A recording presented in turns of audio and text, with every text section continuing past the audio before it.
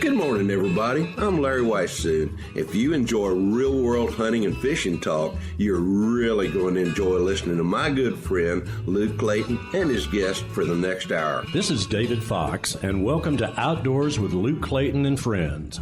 Luke has been a recognized outdoors writer for the past 3 decades and writes for a host of outdoor publications. Luke pens a weekly newspaper outdoors column that appears in over 40 Texas newspapers. Luke is on the pro staff of Pyramid Air, your one-stop shop for everything air gun related. Smoking techs, electric smokers, feel free to contact Luke through his website, catfishradio.org. Now let's join Luke and his guests for this week's show. Well, thank you, my buddies. And folks, it is Campfire Talk time here with Mr. Larry Weishuhn. Larry is standing by what would we call this, Larry? A virtual campfire. We're not really by a campfire this morning, but every time we get together talking, it brings back many campfires, you know? It truly does, and you're right. I guess this is a virtual campfire. And I'm actually on the Choctaw right now, the Choctaw Hunting Lodge. We've got the DSC Oklahoma chapter coming in on the which is the 16th of August, and we are going to be doing a bunch of things here at the Choctaw today. There will be a lot of folks in from the chapter, but also a lot of different guests. And among other things, this afternoon, for everybody kind of gets away, we are going to be doing a little bit of shooting, which leads right perfectly into saying thank you to Hornady, because they're accurate, deadly, dependable. And I've got a 7mm PRC and a Mossberg that's topped with a Stealth Vision scope, and then also I've got a Taurus Raging Hunter handgun and a 454 Casull with a red dot sight from Stealth Vision as well too.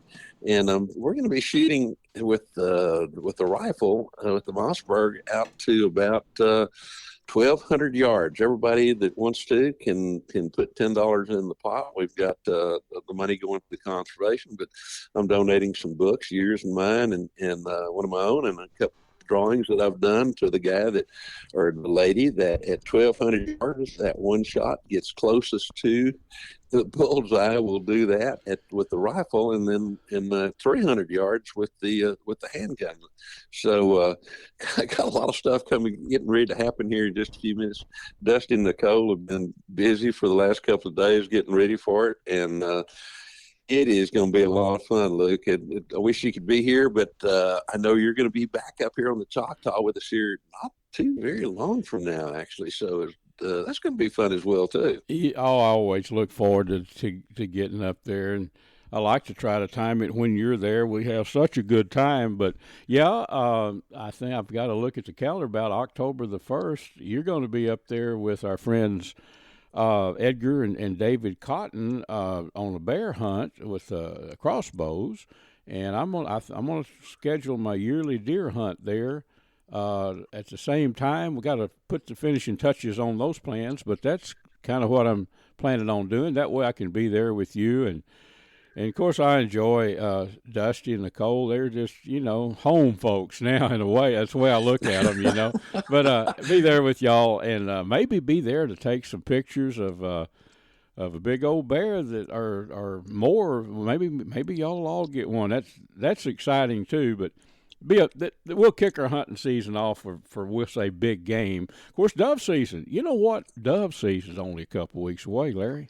Can you believe it? It is. I want to go back to the bear hunt for just a second, and we've been using the Vineyard Max bait that we use on deer, and we've got an area. I've sent a bunch up there not too very long ago, so I know that Dusty has got a baited sight waiting for you to bring whatever gun you're going to shoot on that one, and so we'll be ready for you when you get there, kind of thing. I want to get there a day or two early just to kind of help get everything set up. But you're right. Dove season is kind of the kickoff of everything when you get right down to it. That's when, not the people don't like you and me and a whole lot of other folks, we think about hunting year round, but at the same time, you finally get to go out and of course, doves are so much fun to hunt and good to eat. And Yep. I take that opportunity a lot of times if I'm going to be hunting on the property that I'm going to hunt for deer a little bit later on to kind of slip away from things. And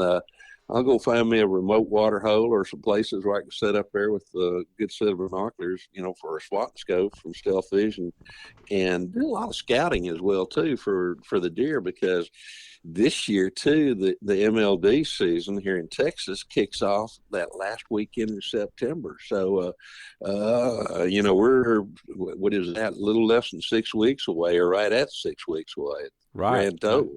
Well, this is a time of year when so much fun coming up. At hunts, I know a lot of our folks listening from the Panhandle up to northern Arkansas, wherever you're at. I know you're just like Larry and I. You're probably getting all fired up about planning. I don't care if the hunt's in the back 20 acres behind the house, wherever. It's something special about the fall and getting, and I don't know. I read some outdoor writer. I don't remember exactly who it was. Maybe it was Corey Ford, maybe, that made a statement that he said, hunting and fishing are the two sports that's almost as much fun planning and thinking about after you do it as they are when you do it, when you're actually out there doing it. And, I tell you, the older I get, the more enjoyment I get. Oh, definitely of being there in the present and doing it. But I also get a huge kick out of reflecting back.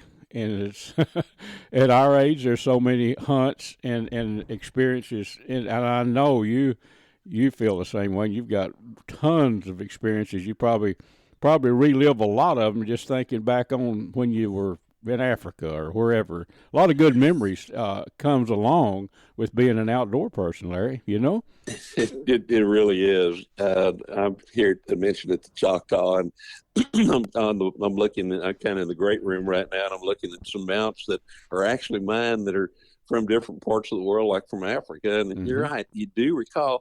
But you know what? Since we are also this is a podcast, there's a deer season that is open up today or maybe open up yesterday, and that's down in the low country of South Carolina.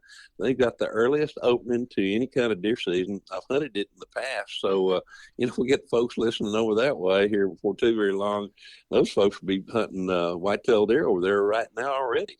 Yeah, I've never experienced that. I know you have, but those bucks, I'm assuming, are being velvet, right? Most of them or all of them?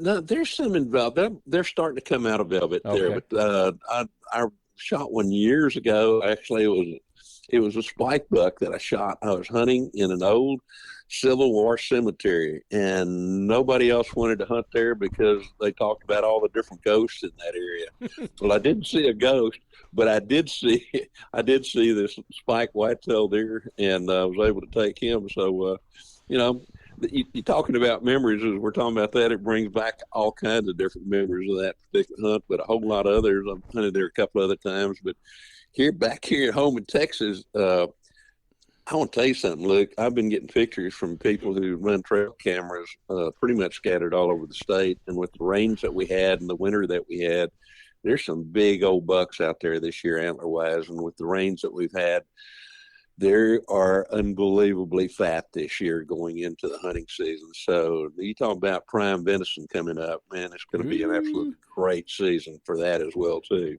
I guess the first chance that I'll have to get more venison, which I have, I think, 2 packages of ham steak left, in the freezer of venison. The first chance I'll get will be about early October up there on the Choctaw, and those old bucks are mighty tasty. I've, took a couple of them there, and fat.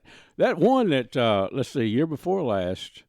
That thing, I think we weighed him 205 pounds. That's pretty good heavy buck for this part of the world, It really is. He was excellent venison, too. You had some of it, too, Yeah, at camp. Absolutely. And while I'm here, I've already talked to Nicole, and when you come and David and Edgar and I are up here, you think we might have a little bit of buffalo? and I say that kind of tongue in cheek because I know we're going to have buffalo at least once or twice during the time when everybody's up here on the Choctaw. Oh man, yes, I can't brag enough on that. Is my favorite meat, and I've never eaten better. I'm talking about filet mignon, you name it. I've never had better meat. It's bison burger, really. It's what you're dealing with. And Right. Nicole, she cooks. I don't know how she cooks. She cooks it on top of the stove, then puts it in the oven. But it's got a gravy on it. To me, that is the best flavored meat, Larry. It's unbelievable. And you're going to be hunting a buffalo up there, and don't think old Luke's not going to be available to transport meat, You bet. Well, we're going to do that probably in the early part of January and sometime probably in January, early part, the way things are looking right now. Yeah. Actually, probably the same time I'm going to be there, Steve Hornady with Hornady Ammunition is going to be there. Steve, thankfully, ended up buying the Choctaw McNabb that we sold at the DSC Foundation Gala here not too very long ago, about a month ago. And so he's going to come up and part of that, he's going to shoot a buffalo while he's there. So there may be 2 buffalo hit the ground, and I got a feeling there's going to be a pile of meat that we need to do something with or want to do something with. I've got that Larry Weishuhn signature knife. By the way, I put your knife, folks. Larry's got a knife. I know it's available through Vineyard Max, vineyardmax.net, and other places too. But has got an awesome working knife. I mean, it's a fine knife. But I put that to work on a young fat boar 2 nights ago, Larry. Ooh, Lordy. Perfect. Jeff and I went up to his buck and bass ranch up there and shot a fat, I don't know, maybe 100-pound boar. It's hard to say, young boar. And oh man, took that knife and worked it. Took the hams and the back strap. It was really hot that evening, but we did salvage most of the meat right away and put it on ice. And I'm trying to decide now how I want to cook it. Have the back straps and the ham meat, maybe a big guisado or something, some kind of a Mexican dish, I don't know what we'd call it. I know what it turns out like. Yeah, I'm laughing only because I know regardless of how you make it, what you do to it, it's going to be absolutely delicious. So. It's not hard to good meat like that. People say, what dish is that? And you've got what I'll do. I'll smoke the meat first, cut it in little strips, smoke it up, and put it in a skillet with jalapenos, onion, garlic, cumin, a little cilantro thrown in, tomatoes, tomatillos maybe if I want it green, and I don't know what you call it, and then cook it down, and then put it on a flour tortilla. That's pretty tasty. Guisado, I guess. I don't know. I know what I call it. I just call it delicious. We've eaten that kind of stuff at camp before too, Larry. I wish we had a few more hours to talk. Last week's show, I really appreciate you spending the time. We did. Oh my gosh, we did the whole show, folks, last week, and it's a podcast. Of course, you can't right now on our great radio stations. It's done, but it's a podcast. You can go back and listen to that. Larry and I talked about our life hunting and what it was like. Life was like back in the late 50s and 60s. So far different world than it is today. But I think we devoted the whole show to that. Usually, we have talking fishing and everything else. But I've listened to it again, Larry, and folks can go wherever podcasts are found, as they say. Catfish Radio with Luke Clayton and friends. And if you didn't catch it on this awesome radio station, you can catch the podcast. Larry, we are out of time, buddy.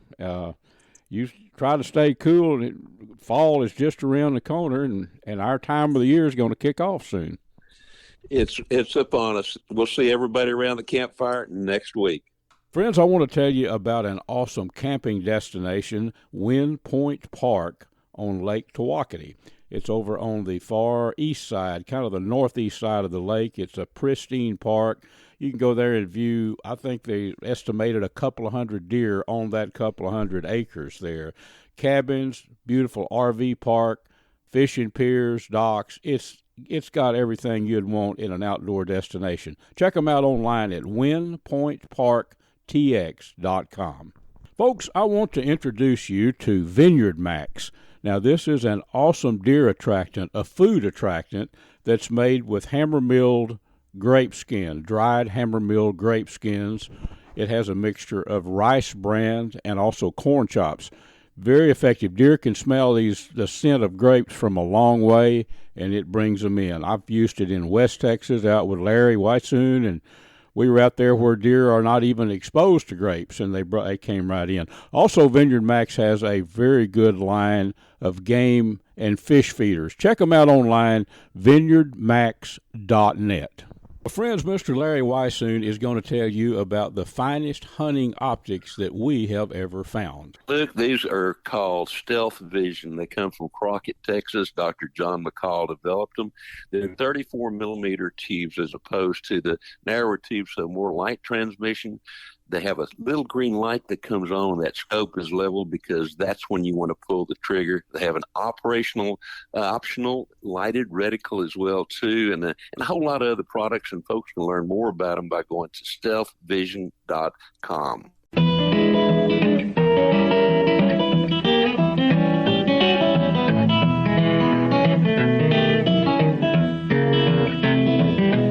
Folks, this segment is made possible by Smoking Tex electric smokers that I've been using a long, long time. Ultramatic feeders. I'd like you to check out the big bore air gun that I've done a great deal of hunting with. It's the Seneca Dragon Claw, 50 caliber, pressures up to 3,000 psi, and it looks like a conventional rifle. Wooden stock. I think you'll like the appearance, and I know you'll like the performance. It shoots not only bullets, but also air bolts as well, tipped with a broadhead. Check it out. It's the Seneca Dragon Claw.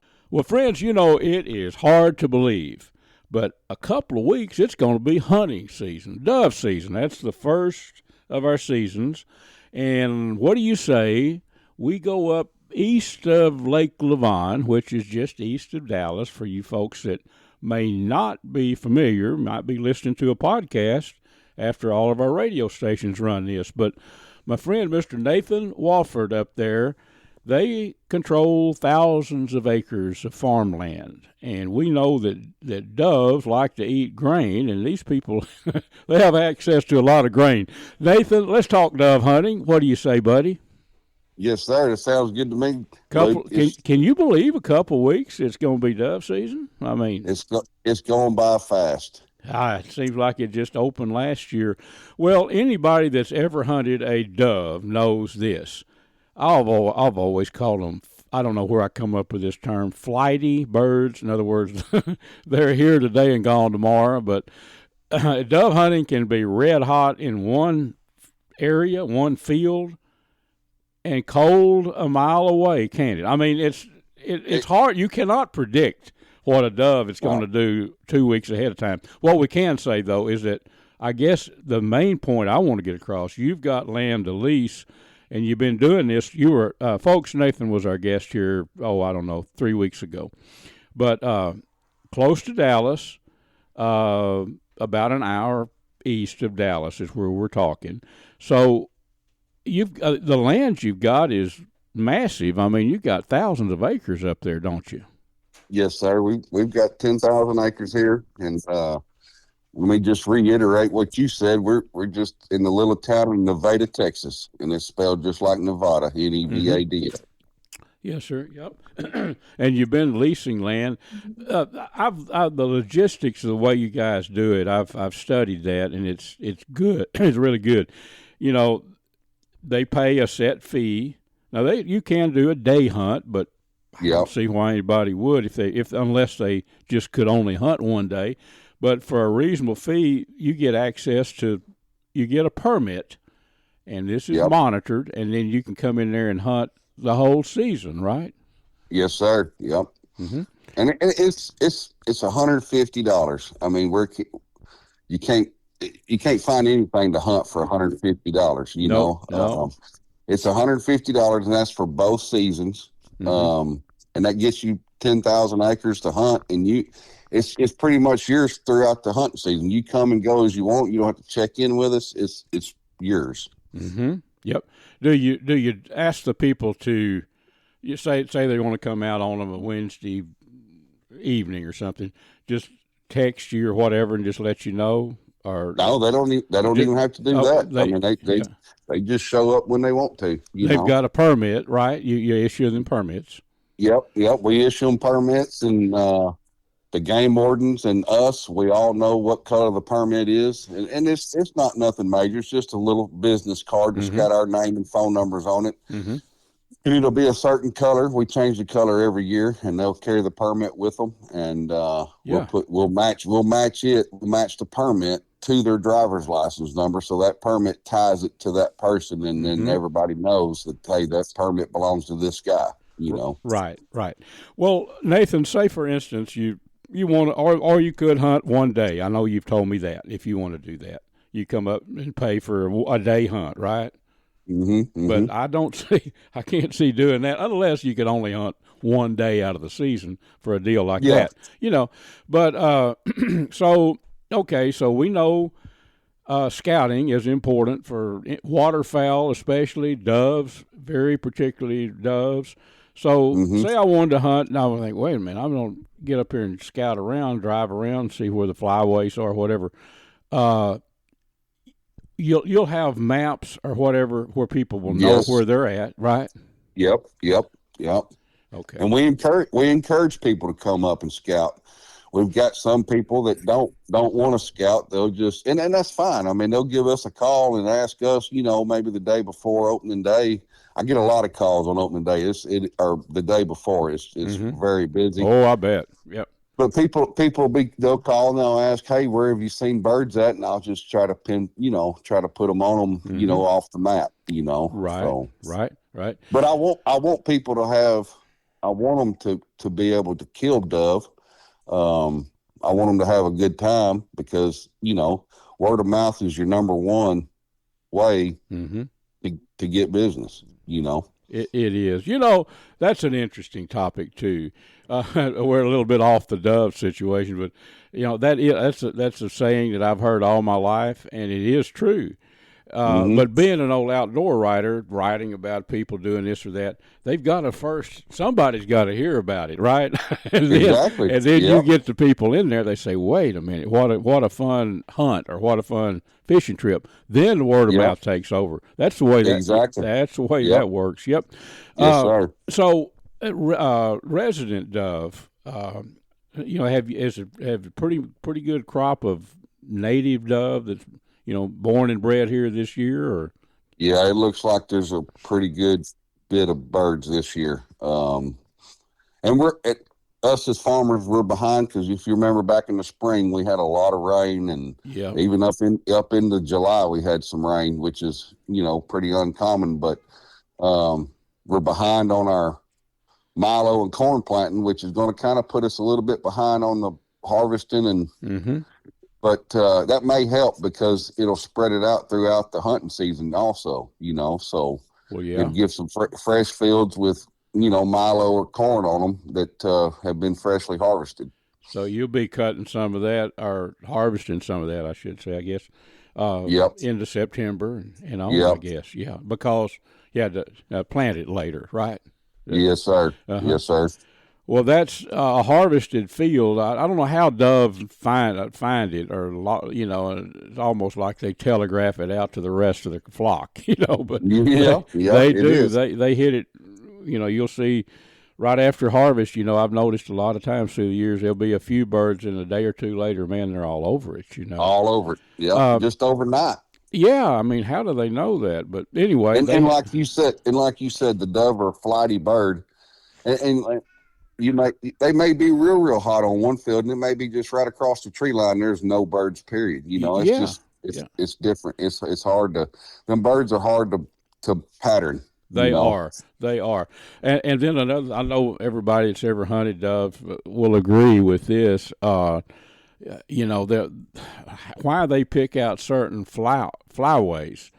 They do that. I don't know why, but I mean, what might look like just a barren piece of ground out there, but you watch those doves. A lot of times they'll follow that same route, going from food to water. I'll tell you one thing. That, of course, this is limited type dove hunting, but I've always loved to get over a water hole late in the evening when they're coming in for grits. To pick. That's always lots of fun. But I realize every field, that's not what you guys do. Is ponds. You're about grain, but they have to go to water somewhere, don't they? And maybe I think that's key to those flyways, don't you? Yes, sir. It is. It's key for water. They need water more than they need food. Mm-hmm. Yeah, in this heat especially. What's your favorite way to eat a dove? I know the old Texas way. I know you know that. But Well, Luke, everybody talks about wrapping it in bacon, and I like that. I like wrapping it in bacon, putting it on the grill. I do too. I had an old buddy that's passed on now, Dub Wallace, and he was a wing shot up into. He passed away in his 80s. At age 80, he could outshoot most people. I'm not kidding you. But he and his wife were devout dove people. And they had a little bitty case, not a folding knife, but a little straight-bladed case knife, razor sharp. They would take that and they would remove the breast halves. In other words, the breast would have two halves to it, like a duck, like some people fillet a duck. They'd remove that, and when the first time he told me that, I said, "Dub, it takes forever, wouldn't it?" "Oh, no, we can handle this." And him and his wife, they were both dove hunters, but they would get on those doves, and they would take it, and they'd take a flat knife blade, lay it on that breast half, and just smash it down, kind of flatten it out. And she would dust it with garlic and salt and pepper, and batter it up. And I'll tell you what, the first time I was really dubious about how it would be fried. That's another good way to cook dove. I'll tell you that. It's pretty tasty fried, but it is frying it. Chicken fried, yeah. I thought, who's going to fool with those? Because that's half of a dove breast, but it's a nice little fillet. The northern birds, from Kansas, and we all us Texans, we call them the big birds, and they are. A lot of times they are bigger birds. They sometimes they can come down in earlier September, but by late September they're usually here, aren't they? They'll follow them cold fronts. As soon as them cold fronts start coming in, that's when them birds will be right behind them or in front of them. Yes, sir. Now, the last we're about out of time for this segment, but I want to ask you, your Asian dove and all them. Now, they're what I call city birds. You can go around. You can go around a courthouse with a lot of live oak trees somewhere, and there'll be tons of them. Do your hunters shoot a few of those from time to time? Oh yeah. Well, and also we'll shoot. It's pretty fun. We'll catch them. A lot of people don't know this, but we'll catch pigeons coming out of Dallas, coming out here to feed, and they're fun to shoot too. You're not kidding, and you catch a I've shot a lot of pigeons, I really have, and you catch those that's on the grain, and I don't know about I wouldn't. Yeah, that's far enough out. They've been eating grain for a while, They're pretty good too. And then white wings. There are more and more white wings coming down up this. Yeah, we're starting to see more and more white wings here. Yep. So, well, let's do this, Nathan. Folks, get your pencils out. Of course, if you're listening on the radio, you better write fast. But you can always Catfish Radio with Luke Clayton and Friends is our podcast. Or, Nathan, folks, a lot of people go to catfishradio.org and check it out right there. But I want to connect them with you. If you're up in the North Texas area and you're looking for a place to hunt doves, give them a number or some way they can call you, Nathan. How about that? Yeah, it's 214-325-7203. That's my phone number. And then the partner of mine, Chris Strickland, his phone number is 214-502-2413. Okay, and give your number one more time, in case I can just see somebody rolling down the road and I need that number. So let them have it. 214-325-7203. Nathan, thanks a lot, buddy. And I know I want to get you back before the season does open and talk some more dove hunting. How about that? Luke, it's been a pleasure. Folks, let's talk a little outdoor cooking. Let me tell you about an electric smoker that I've been using for 15 years, I guess. Smoking Tex electric smokers. If you're tired of staying up all night keeping that wood fire burning when you're barbecuing, give Smoking Tex a try. They're made to last a lifetime. You can check them out at smokingtex.com. That's SMOKINTEX.com. For seasonings, anything to do with outdoor cooking, all kind of jerky seasonings, sausage seasonings, Butcher Packer Supply. That's butcherpackersupply.com. I think the website is butcher-packer.com. I want to tell you about a one-stop shop for everything related to game feeders and fish feeders, Ultramatic feeders. I've been using components and feeders from Ultramatic feeders for 20-something years, I guess. They have the remote, which you can remotely activate your feeder with, the timer, which is the most simple timer that I've ever found on a game feeder, and then the eliminator. Check these out. They are worked on actually on centrifugal force, and they seal off the corn supply so coons and squirrels can't get to the corn. Check them out. Ultramatic feeders, you could go online to ultramaticfeeders.com. Big Sam left Seattle in the year of 92 with George Pratt, his partner, and brother Billy too.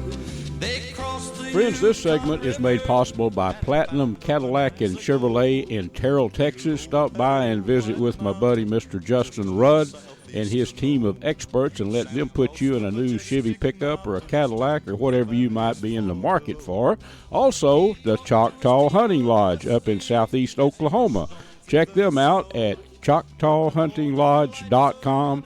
Also made possible by Pyramid Air, your one-stop shop for everything airgun related. Well, folks, we are heading right now out on the water up at Lake Texoma. Mr. Bill Carey is fishing. He's on the water with his son, Chris. Both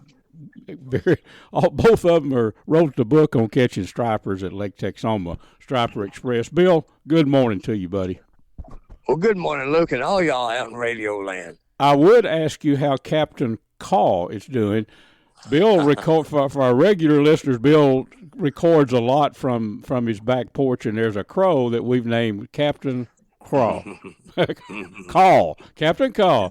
And but she's not out there. There might be a few gulls flying around. Bill, you guys have just been catching them on topwaters, haven't you? Yes, sir. We came out this morning early, and they took their time getting started, but we found a nice school that stayed up longer than normal, only had about 4 boats in here catching them with us. Nobody got stupid, so it was wonderful. We filled the box. Oh, boy. And what you don't want is somebody trolling right through the middle of them or running that boat right up in the middle and start casting, because that puts a quietus on everything, doesn't it? You know? Oh, it does. It does. I did a fishing tip about that. Yep. Just use your manners, and we got lucky today. Everybody was very polite and just wonderful. I'm so happy. That's what you want. That's what you want. Folks, Bill Carey here, Striper Express. I know most of our listeners know Bill, but he does he and his son Chris do a weekly update on our TV show that's on Carbon TV. It's called A Sportsman's Life. You can go there, and every week there'll be some really useful tips that they give. And it's a weekly deal. So, Bill, thanks for doing that, buddy. You not got another striper in the boat, do you? I hear something flopping around. I just got on the radio with you and turned around. There's 5 sand bass on the floor, and I got 2 on. Well, our listeners, this will just add a little bit something to our visit because, Bill is actually out there. They're catching them. Texoma, it's hard not to brag on all the striper fishing there at Texoma, but you have shown me in years past there are some big old sand bass out there. Boy, they are. We call them Texoma Magnums. We've all caught white bass, folks, but Texoma, there's something different. They're just, Luke has caught plenty of them. They are, you can catch 2-pounders pretty regular. And then in the spring, early, late winter, they'll get up to 3 pounds, and that is a big sand bass. A 3-pound sand bass it's a top end. That's like a 200. There's one right there. No, let's hear hear it. Tossed in the box. Did got him in the boat or in the box? Yeah, he's in the box now. In the boat, then in the box, folks. Yeah. I hope all our listeners enjoy some live action. Well, I hate to keep you out of the game, but you've got some competent people there with Chris and associates there. They can keep catching them, can't they? Oh, yeah. I got invited with an old regular customer, been fishing this lake longer than me, and that's 50 years, Dr. Chuck. He said, I want you to go fishing with us this morning. And, boy, it paid off. There's another sand bass coming in right now. Great. Coming in hot. Now, what are you catching? Yes, What kind of baits are you using? We're using there. I see a chartreuse slab. I've got it. We just put up our top waters. Uh-huh. And Yep. we're bumping a big hump out in the middle of the lake. With this new electronics, there's a big hump and there's sand bass on it. Here comes two more. Oh my goodness! This is, you don't really need to do a lot. When you hear the fish flopping, you know they're biting. Folks, we're up in Texoma. I'm not. I wish I was. I'm in a studio, but Bill is out there with his son Chris, and they got a good one. They got another one, don't they? Yeah, they do. There's one right there. They on this hump. That's great because fishing can be hit and miss in the summer. Well, you're fighting the clock from the beginning. Yes. Oh boy. Well, okay. So right now, a general pattern is what you're doing. You're spasmodic topwater action. You never know. Early is the key, though, right? As a rule. Oh yeah. And even though they started late this morning, you got to be out here at sunrise because, you know, you're going to catch fish, and then you're going to switch your top water, and then you're going to switch to slabs. And sometime around 9, you're going to catch, and then you're not. Right. What's going on is it's over. So it's unanimous. Get some wind in your face. Get to the marina. Take pictures. Have you got to clean your catch.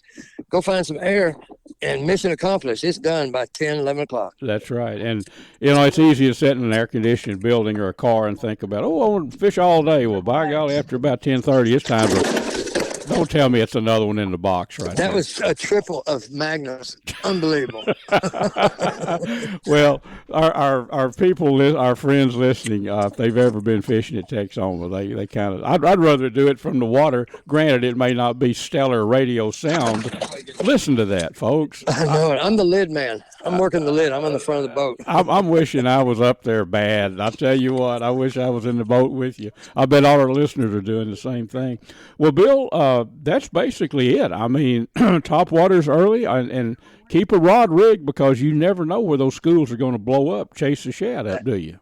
That is correct. It can happen. You can be cutting across the lake and they'll blow up on you and you run over them. You never know. So you just got to be prepared. And right now, I want to give them a little bit of a tip. We're not throwing my favorite 6-inch Cordell pencil popper. We're fishing the 4-incher. They're feeding on small baits, and that is the ticket today. Oh, he said lid. I'm not doing my job. Boy, that's a big sand bass. No. No, I got you. I got your mouth watering, Luke. Like you always say, that'll make 2 good blackened fillets. You darn right. Put just a little bit of butter in the skillet first, and then put you some.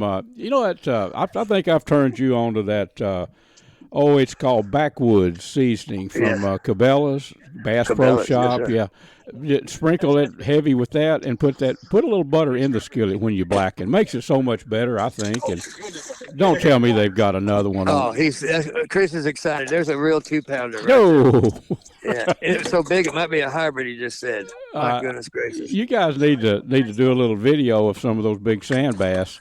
After we got through with that 11-minute flurry, pardon me for walking on you, Chris said, how can you film when that's happening? You know, you have to have a designated cameraman because it's just crazy. Oh, you do? Yeah, you can't. Is he trying to? No. I'm talking about show them off after you catch them. Don't stop catching. Oh, yeah, that's right. But I agree you were with here, brother.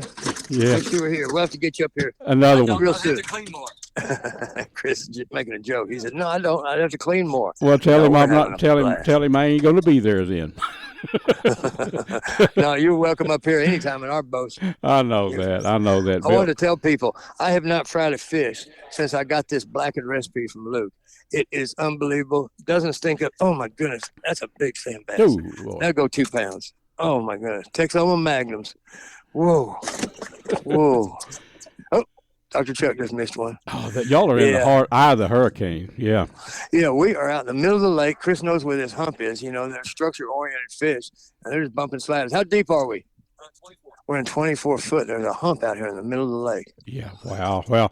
Well, Bill, I'm going to release you from. You've got your duties on the lid to the box, but then let you grab that rod with that chartreuse slab and start bumping Bob. It's time for Bill Carey to get in on this action and quit being strictly the radio man, you know.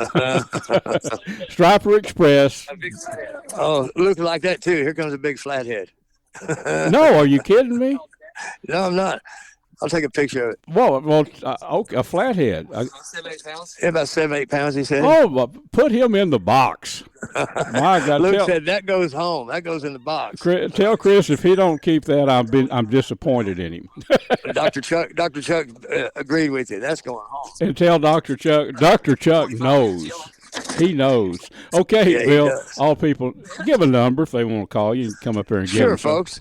MT's there waiting. You can call it 903-786-4477. That is 903-786-4477. Bill, this may go down, in my opinion, as the best on-the-water update that I've ever done, and I've done a bunch of them. This is what I would like to be hearing if I was listening to the radio on one of these fine stations. So thank you very much, buddy. All right, Luke, I'm going to get you up here next week. I'll call you. All right. For about the past decade, I've been hunting editor for Air Gun Hobbyist magazine. I think the only magazine devoted strictly to air gun shooting and hunting in the country. Well, in that length of time, I've learned quite a bit about big bore air guns and smaller calibers too. A spot to go to that if you're interested in air guns, you need to know about Pyramid Air. The website is PYRAMYD, pyramidair.com. They have anything and everything you need, from the guns themselves, the big bores or the smaller calibers, to the accessories. Just remember pyramidair.com, and there's a number when you get on the website if you need to call and talk to somebody. Give them a buzz, and they can fill you in on little details that you might need to know about shooting or hunting with big bore air guns. The snowflakes fall as winter comes, and time just seems to fly.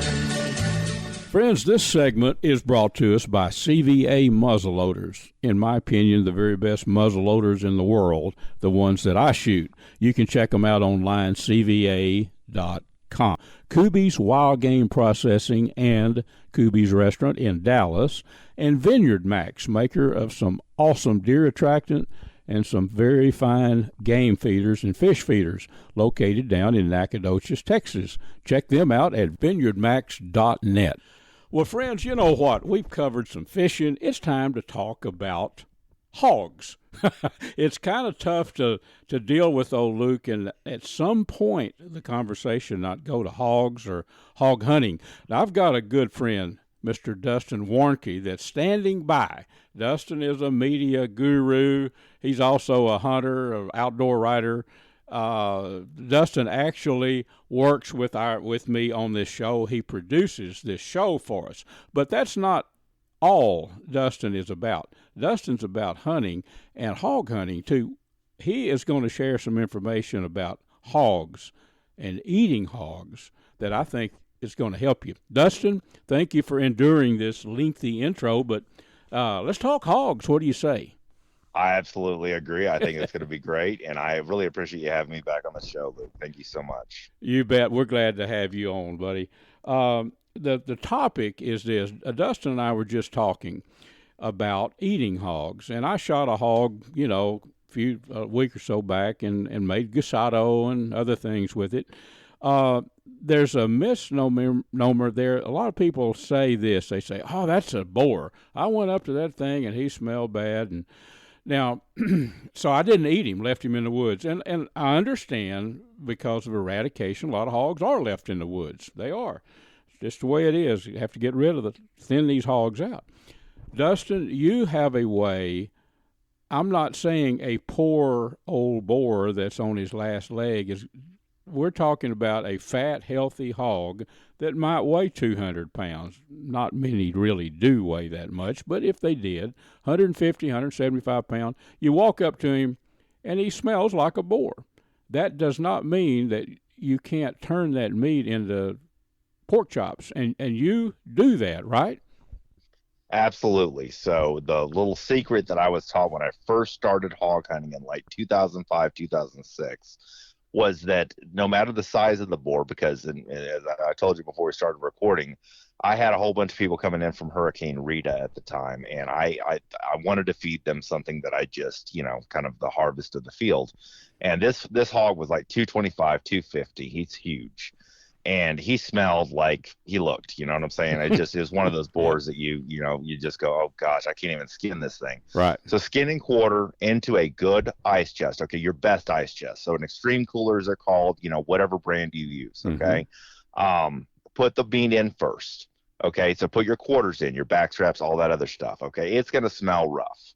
All right, because that's the way bigger boars do. And if you don't throw them in the sausage grinder, like this is another method to cook for whole quarters and anything that you want to make pork chops and that kind of stuff to make them taste better and also smell better. And that is using a mixture of lemon juice and a white vinegar. And when you put those two together, the idea is to kind of, put your meat in first, put some ice on top of it, let that ice, melt a little bit. Once you pour some white vinegar and lemon juice, kind of a mixture of half and half, or whatever, just we're talking the straight lemon juice, not lemons you squeeze maybe, but easier would be lemon juice you buy at the store, the little yellow bottle of concentrated lemon. The weird shaped yellow bottle, right? We all know what that is, right? You can find that in the produce section or whatever, and then just not pull a whole bottle in there, but maybe a cup of white vinegar. Okay, if you put too much in, the possibility is that the meat might turn like a little bit of a tint of purple, and you might freak out and go, oh my gosh, the meat's ruined. No, it's not. It's just the reaction of the vinegar as it's kind of cleansing the wild boar meat. And so anyway, let that sit for a couple of days at least. Okay, let it soak. Okay, don't drain. And then about day 2, day 3, let it drain, and then just all that water that's kind of like consumed the smell and the taste that all of us are probably familiar with will be gone, and nobody will know it was that big of a boar.